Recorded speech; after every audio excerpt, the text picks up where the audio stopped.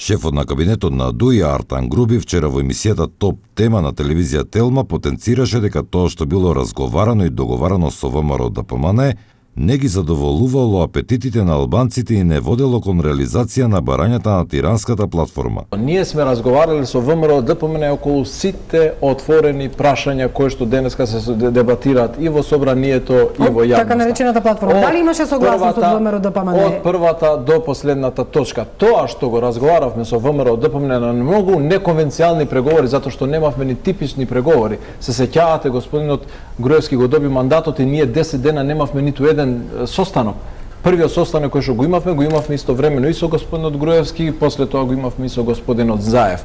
Значи, имавме размена на мислења околу сите отворени точки, вклучително и точките од декларацијата.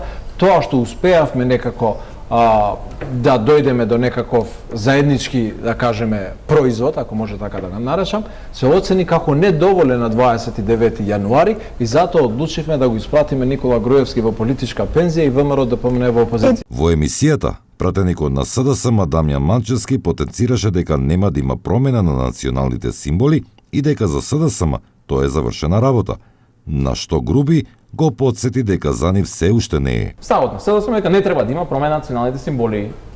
Он крај на моветот на таа тема. Но на што? Крај на моветот за вас. Така е. Океј.